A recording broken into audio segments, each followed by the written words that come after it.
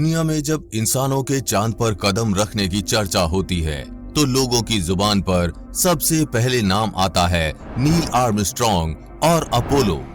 आप में से कुछ लोग ऐसे भी होंगे जो ये नहीं जानते होंगे कि ये अपोलो मिशन है क्या। तो आपको बता दें कि अमेरिका के नासा के द्वारा चांद पर इंसानों को भेजने के लिए जितने भी मिशन भेजे गए उनको अपोलो नाम दिया गया। जैसा हम आपको बता चुके हैं, नासा ने इंसान को चांद पर भेजने के लिए 17 बार प्रयास किया, जिनको अपोलो 1 से लेकर अपोलो 17 मिशन के रूप में जाना जाता है। अपोलो मिशन के 3 मिशन ही सबसे ज्यादा फेमस हुए, जिसमें अपोलो 11, अपोलो 13 और अपोलो 17 है। अपोलो 13 की खौफनाक कहानी हम आपको अपनी पिछली वीडियो में बता चुके हैं। अगर आपने वो वीडियो नहीं देखा है तो उसका लिंक नीचे कमेंट बॉक्स में दिया गया है। आज आपको बताएंगे अपोलो 17 का मिशन इतना चर्चित क्यों है, नासा के चंद्र यात्रियों के साथ उस दिन चांद पर क्या हुआ था, उसके बाद नासा ने अपने सभी अगले मून मिशन तुरंत प्रभाव से कैंसिल कर दिए। क्या उस दिन सच में अपोलो 17 के चंद्र यात्रियों का आमना सामना एलियन से हुआ था? आइए जानते हैं अपोलो 17 मिशन की अज्ञात वस्तुओं का आमना सामना वाली कहानी क्या है। अपोलो 17 मून मिशन 7 दिसंबर 1972 को लॉन्च हुआ था और दिनांक 17 दिसंबर 1972 को धरती पर वापस आया। अपोलो 17 रात में लॉन्च होने वाला चांद पर जाने वाला पहला मिशन था। इस अभियान की विशेषता ये थी कि पहली बार कोई वैज्ञानिक चंद्रमा पर जा रहा था। इसके पहले सभी यात्री सेना से थे। ये एक विडंबना है या संयोग, ये विज्ञानी चंद्रमा पर जाने वाला आज की तारीख तक आखिरी मानव है। इसके बाद कोई इंसान चांद पर कदम नहीं रख पाया। ये अपोलो कार्यक्रम का अंतिम मानव अभियान था। अपोलो 17 मिशन को अंतरिक्ष विज्ञान की दृष्टि से मील का पत्थर माना जाता है। इसकी खास वजह है कि पहले मिशन के दौरान चंद्र यात्री ऑर्बिट में अधिकतम 1 दिन का समय ही बिताते थे। अपोलो 17 मिशन के दौरान चंद्र यात्रियों ने सबसे पहले पूरे मिशन में 10.5 दिन और 3 दिन चांद पर बिताए थे। 7 दिसंबर 1972 अमेरिकी समय अनुसार रात 12:33 पर अमेरिका के केनेडी स्पेस सेंटर से उड़ान भरता है। इसके अंदर बैठे थे 3 चंद्र यात्री, कमांडर यूजीन सेरनन, दूसरे लूनर मॉड्यूल के पायलट और पहले भूगर्भ शास्त्री वैज्ञानिक हैरिसन जैक स्मिथ और तीसरे कमांड मॉड्यूल के पायलट रोन इवांस। अपोलो 17 के स्पेसक्राफ्ट का डिजाइन भी वैसा ही था जैसा पिछले स्पेस मिशन का था। इसमें 4 कंपोनेंट्स थे: command module, service module, lunar module और लॉन्च एस्केप सिस्टम। और इस स्पेसक्राफ्ट को भी एक सैटर्न वी रॉकेट पर रखकर लॉन्च किया गया। और ये तीनों एस्ट्रोनॉट्स बैठे थे कमांड मॉडल में, जो इस स्पेसक्राफ्ट का मेन हिस्सा है। सैटर्न वी सभी रॉकेट के भाग और इनके काम और इंसान चांद पर कैसे गया था और वापस आया था। अगर आप इन सब को विस्तार से समझना चाहते हैं तो इस वीडियो का लिंक नीचे कमेंट बॉक्स में दिया गया है। अब वापस लौटते हैं अपने टॉपिक पर। सभी अपोलो मिशन की तरह 4 दिन बाद 11 दिसंबर 1972 को चांद की कक्षा में पहुंच गया। अब जैसे सभी अपोलो मिशन में 3 चंद्र यात्रियों में से एक कमांड मॉड्यूल में बैठकर चक्कर लगाता था और 2 यात्री चांद पर उतरकर अपने प्रयोग करते थे।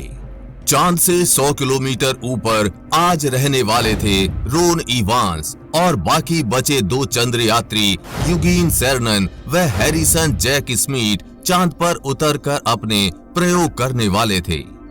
कमांड मॉड्यूल ल्यूनर मॉड्यूल से अलग हुआ और चांद पर उतरने के लिए निकल पड़े यूजीन सेरनन और हैरिसन जैक स्मिथ। पूरी दुनिया टकटकी लगाकर टीवी पर देख रही थी, क्योंकि आज वो होने वाला था जो आज तक किसी मून मिशन में नहीं हुआ था। ये दोनों चंद्र यात्री पूरे 3 दिन तक चांद पर बिताने वाले थे। अब तक चंद्र यात्री सिर्फ एक ही दिन चांद पर बिताते थे। 11 दिसंबर 1972 दोपहर 1 बजे अपोलो 17 मिशन का ल्यूनार मॉड्यूल चांद की सतह पर उतरता है। करीब 10 से 11 घंटे बाद दोनों चंद्र यात्री यूजीन सेरनन और हैरिसन जैक स्मिथ अमेरिकी समय के अनुसार रात 11:54 पर लूनार मॉड्यूल से चांद की सतह पर उतरते हैं। चांद की सतह पर 7 घंटे 11 मिनट और 13 सेकंड बिताते हैं। उसके बाद वो फिर वापस लूनार मॉड्यूल में लौट जाते हैं और वहां जाकर आराम करते हैं। ऐसे उनको लगातार 3 दिन तक लूनार मॉड्यूल से बाहर आना था और प्रयोग पूरे होने पर लूनार मॉड्यूल में वापस लौट जाना था।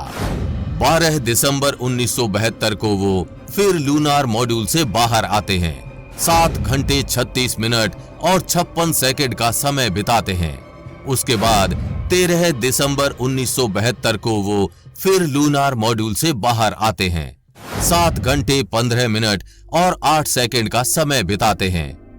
अपोलो 15 की तरह इस मिशन में भी एक गाड़ी भेजी गई थी जिनको इन चंद्र यात्रियों ने चांद पर चलाया।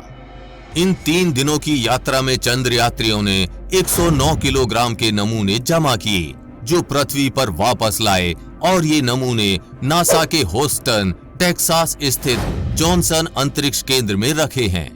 यात्री दल ने चंद्रमा पर लगभग 34 किलोमीटर की यात्रा की और आधी से ज्यादा यात्रा इसी कार के द्वारा की गई थी। लेकिन इस ऐतिहासिक सफर के बीच चांद पर घूमते वक्त इन चंद्र यात्रियों के साथ कुछ ऐसा हुआ जिसके बाद अमेरिका चांद पर कभी नहीं गया। कहा जाता है कि 1972 के मिशन में जब अंतरिक्ष यात्री चांद की तरफ आगे बढ़ रहे थे तब कोई दूसरी दुनिया का अंतरिक्ष यान उन्हें गश्त करता हुआ दिखाई दिया। वो नासा के अंतरिक्ष यान के आसपास आता जाता हुआ महसूस हुआ। वैज्ञानिकों का कहना है कि उन्हें कुछ आवाजें भी सुनाई दी। ये आवाजें असामान्य थी, जैसे कोई पूछ रहा है यहाँ क्यों आए हो, वापस लौट जाओ। जब यूजीन सेरनन और जैक स्मिथ चंद्रमा पर घूम रहे थे तब कुछ समय के लिए उनका प्रसारण जानबूझकर रोक दिया गया था। वो दोनों कुछ कहना चाहते थे लेकिन उनकी आवाज भी काट दी गई थी। जानकारों का कहना है कि चांद पर अनेकों टावर हैं जिनकी ऊंचाई 2000 से 2500 मीटर तक है। यूजीन सेरनन और जैक स्मिथ ने चंद्रमा के किसी ऐसे ही टावर को देखा था। ये जानकारी आम जन से छुपाई गई।